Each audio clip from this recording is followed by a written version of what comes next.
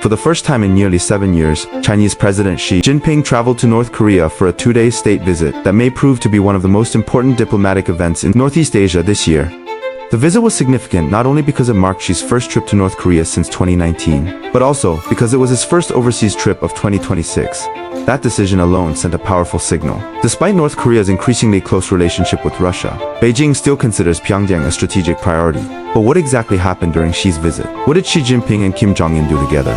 What did they discuss? And perhaps most importantly, what topics did they deliberately avoid? Let's break it down. Xi Jinping arrived in Pyongyang on June 8th for a 2-day state visit at the invitation of Kim Jong-un. Accompanying Xi were his wife Peng Liyuan, Politburo Standing Committee member Tsai Ki, Foreign Minister Wang Yi, and notably Chinese Defense Minister Dong Jun. That last detail immediately caught the attention of analysts because China's defense minister did not accompany Xi during his previous visit in 2019. Waiting on the tarmac at Pyeongchang-Sunan International Airport was Kim Jong-un himself, alongside his wife Leslie. Kim rarely appears personally at the airport to receive foreign leaders, making the gesture highly symbolic. Upon arrival, she was escorted through Pyongyang in a carefully choreographed procession. Crowds lined the streets waving Chinese and North Korean flags as Xi's motorcade made its way through the capital. The scale of the welcome was extraordinary, even by North Korean standards.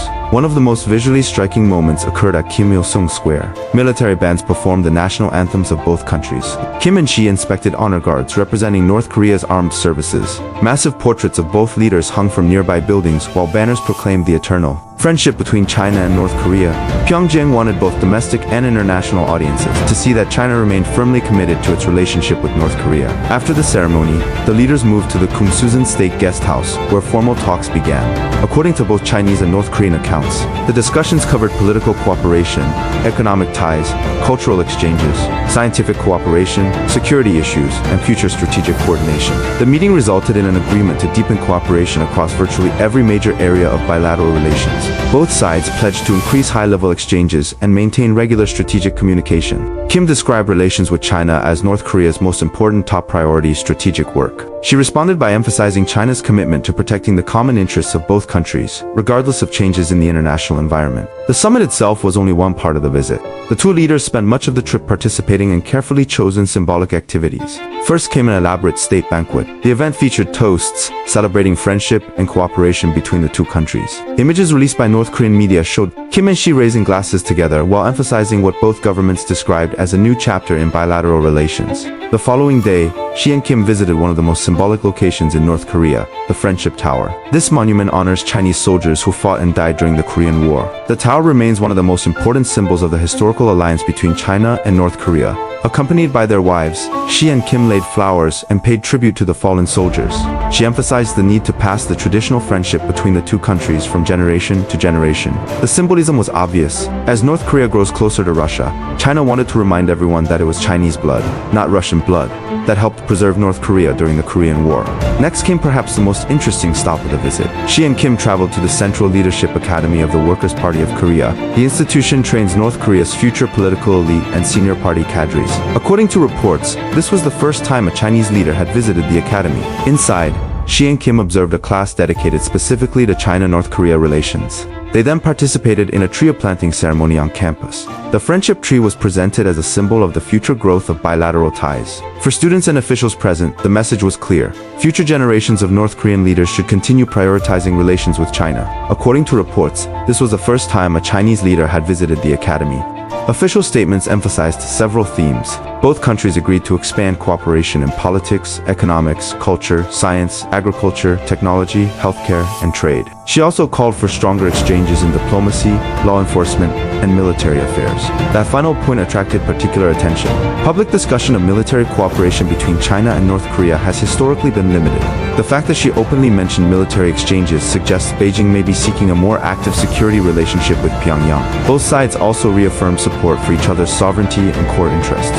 That final point attracted particular attention. Public discussion of military cooperation between China and North Korea has historically been limited. Economically, China expressed interest in expanding trade, increasing border crossings, restoring transportation links, and promoting greater exchanges between the two countries. That matters because practical connectivity between China and North Korea has been steadily improving over recent months. Airline routes suspended during the pandemic have gradually resumed. Railway services connecting the two countries have also been restored in stages. Trade volumes have risen significantly as North Korea continues reopening after years of isolation. Xi's visit appears designed to accelerate that trend. Perhaps the most important story of the visit is what was not discussed. Neither Chinese nor North Korean statements mentioned denuclearization. That silence was remarkable. When she last visited Pyongyang in 2019, Chinese statements explicitly referred to denuclearization of the Korean peninsula. This time, there was no such language, not a single public reference. The omission comes only days after Kim Jong-un visited a newly expanded nuclear material production facility and vowed to strengthen North Korea's nuclear arsenal.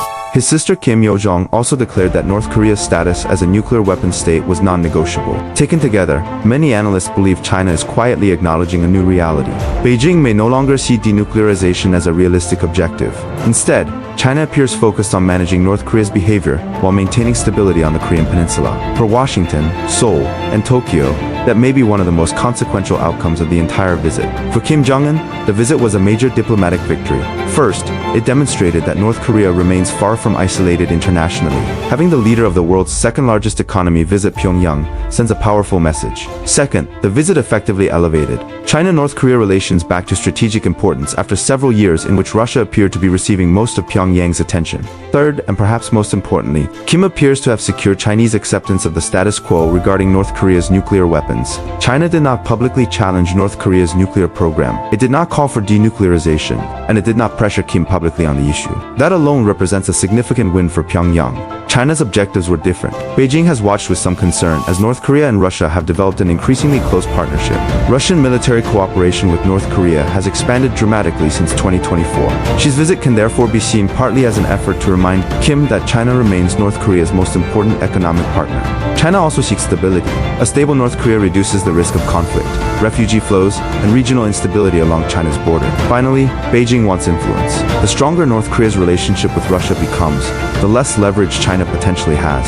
Xi's visit was a clear attempt to reassert Chinese influence and ensure that Pyongyang remains strategically aligned with Beijing. The visit did not happen in isolation. In September last year, Kim and Xi had met in Beijing. North Korean officials had also maintained active contacts with Russia. North Korean Foreign Minister Cho Sun-hui visited Russia shortly before Xi's trip and described relations with Moscow as operating at the level of an alliance. At the same time, Xi had recently hosted both Vladimir Putin and Donald Trump.